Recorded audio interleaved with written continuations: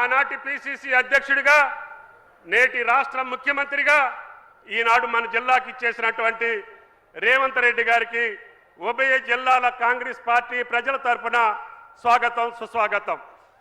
ఈ జిల్లాలో ఎన్నో అభివృద్ధి కార్యక్రమాలు చేసే అవకాశం నాకు సుదీర్ఘ కాలం లభించినప్పటికీ నా జీవిత కోరిక, నా జిల్లా ప్రజల యొక్క శాశ్వత కోరిక దగ్గరలో ఉన్నటువంటి గోదావరి జలాల్ని ఈ 10 నియోజకవర్గాలకి పంచాలనేటువంటి ఏకైక లక్ష్యంతో నా యొక్క కోరికని మధ్యలో ఆగిపోయినటువంటి సీతారామ ప్రాజెక్టుకి ఇంకా 4000 కోట్లు అధికంగా ఖర్చు అవుతుంది అని చెప్పినప్పటికీ ముఖ్యమంత్రి గారు, ఆర్థిక మంత్రి, ఇరిగేషన్ మంత్రి యొక్క సహాయ సహకారాలతోటి గత నెలలోనే దానికి రివైజ్డ్ ఎస్టిమేట్స్ కూడా శాంక్షన్ చేసి ఈనాడు భూసేకరణ చేసి తద్వారా అన్ని నియోజకవర్గాల్లో గోదావరి జలాలు పారించడమే కాదు, భవిష్యత్తులో కృష్ణా జిల్లాలో మనకి ఇబ్బంది వచ్చినప్పుడు కూడా ఆ ఆయకట్టు 3 లక్షల ఎకరాలని కూడా స్థిరీకరించేటటువంటి మహద్భాగ్యాన్ని ఇవాళ కార్యరూపంలోకి తీసుకొచ్చినటువంటి ముఖ్యమంత్రి గారికి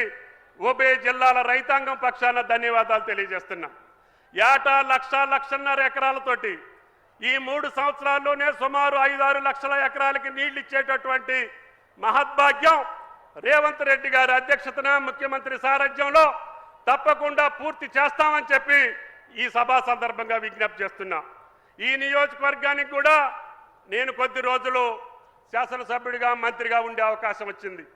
కరువుకి నిలయమైనటువంటి ఈ నియోజకవర్గం, మంచినీళ్ళకి అల్లల్లాడేటటువంటి నియోజకవర్గం, తాగునీటికి సాగునీటికి కష్టపడేటటువంటి నియోజకవర్గం, సస్యశ్యామలం చేసేటటువంటి అవకాశం ఆ భగవంతుడు శ్రీరామచంద్రుడు నాకు కల్పించాడు।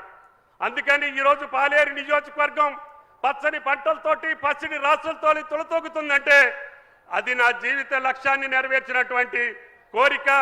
సాగర మీద ఎత్తిపోతల పథకాలతోటి పాటు, పాలేరులో భక్త రామదాస్ తోటి పాటు ఈనాడు పాలేరు పామాయిల్కి కూడా ఒక హబ్బుగా అత్యంత ఖరీదైనటువంటి నియోజకవర్గం।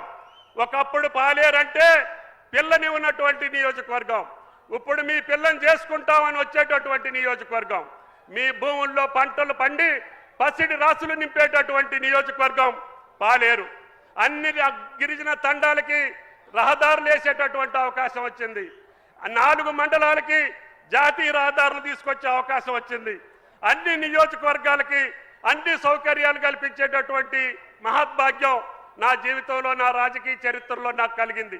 అందుకని రేవంత్ రెడ్డి గారి ఆధ్వర్యంలో, ఆయన సారథ్యంలో గోదావరి జలాలతోటి పాటు ఈ యొక్క తెలంగాణ రాష్ట్రంలో పామాయిల్ హబ్బుగా తయారవుతున్నటువంటి ఉభయ జిల్లాలు ఆయన సారథ్యంలోనే తెలంగాణ మొత్తం ఆ వాణిజ్య పంటను పండించి నా రైతుని రాజును చేసి ఈ యొక్క తెలంగాణ దేశానికి ఆదర్శంగా ఉండేటట్టుగా ఆయన చేసే సంక్షేమ కార్యక్రమాలతోటి పాటు, ఆయనకున్నటువంటి ప్రాధాన్యతలతోటి పాటు ఈ యొక్క తెలంగాణని అగ్రగామిగా నిలిచి భారతదేశంలో ఈనాడు మొట్టమొదటి అభివృద్ధి చెందిన రాష్ట్రాన్ని రేపు 3 సంవత్సరాల తర్వాత చూపించేటటువంటి బాధ్యత రేవంత్ రెడ్డి గారి భుజస్కంధాల మీద ఉంచినటువంటి తెలంగాణ ప్రజల యొక్క నమ్మకాన్ని వమ్ము చేయకుండా ఆయన కేబినెట్లో పనిచేసి మీ అందరి యొక్క ఆశలకు అనుగుణంగా పనిచేస్తామని చెప్పి విజ్ఞప్తి చేస్తూ ఈ యొక్క అవకాశం ఇచ్చినటువంటి మీ అందరికీ ధన్యవాదాలు తెలియజేస్తా।